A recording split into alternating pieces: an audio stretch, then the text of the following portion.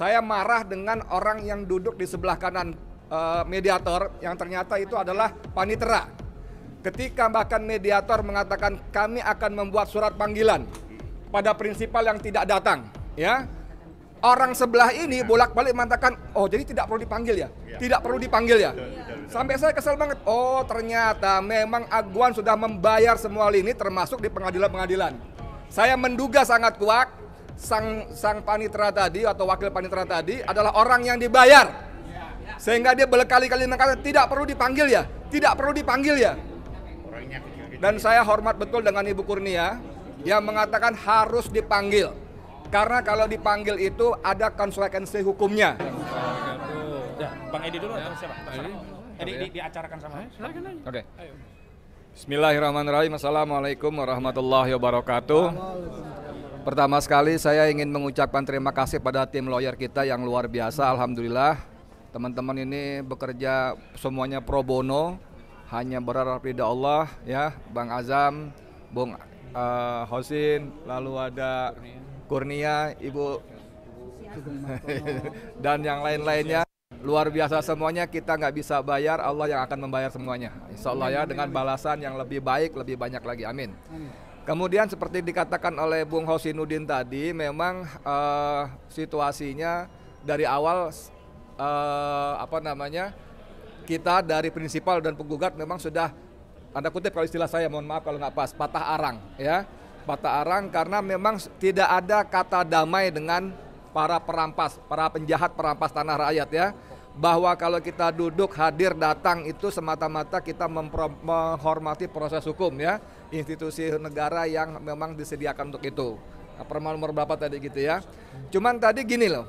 Ini memang tadi Bung Ahmad di dalam juga sudah menekankan, mengutip perma itu mengatakan, menegaskan bahwa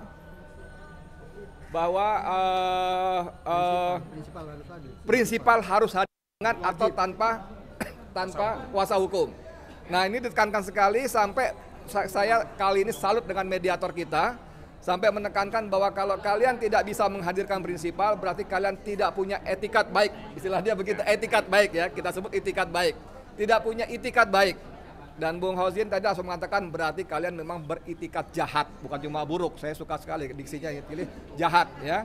Gitu. Nah, cuman yang saya menjadi miris adalah bahwa kalau para kuasa hukum itu oke lah, itu orang-orang bayaran yang menerima remah-remah dari kejahatan bandit-bandit itu setelah merampas menzalimi rakyat.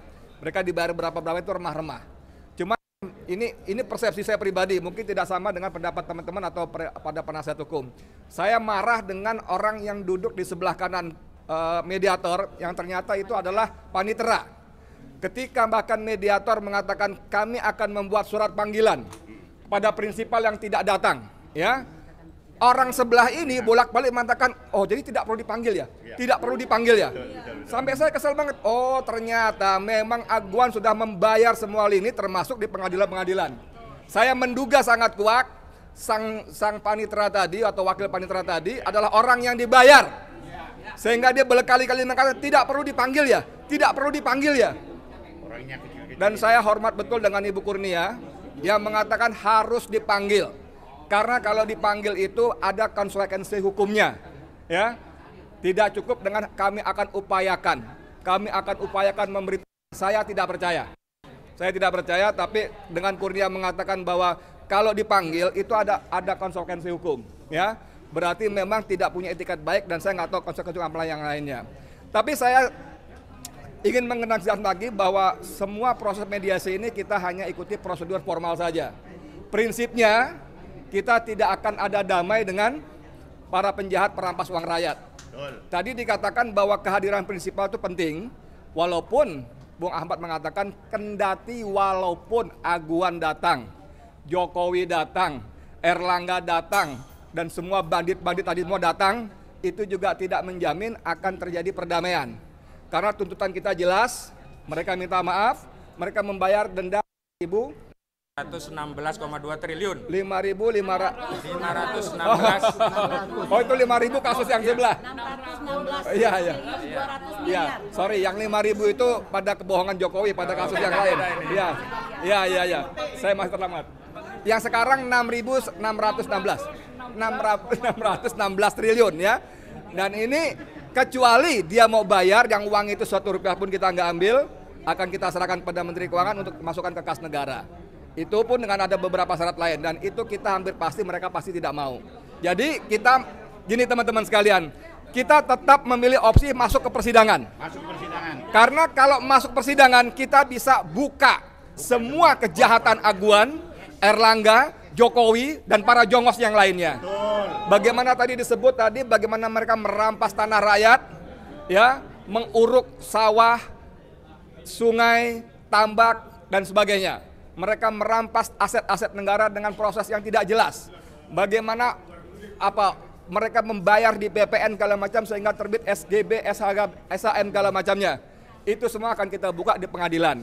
Makanya tadi kita minta teman-teman kita semua berdoa, semoga Allah memberikan kita kelancaran, kebaikan, kemenangan dan ridho dalam membela teman-teman saudara kita di Banten. Terima kasih. Assalamualaikum warahmatullahi wabarakatuh. Pak Nur dulu. Terima kasih. Terima kasih. Assalamualaikum warahmatullahi wabarakatuh. Prinsipal dari Aguan CS ke bawah harus dihadirkan dan ikuti pemanggilan dari pengadilan sini. Hormati marwah hukum. Ini pengadilan. Ini hukum di sini. Tegakkan hukum. Terima kasih. Assalamualaikum warahmatullahi wabarakatuh. Prinsipal semua dulu ya.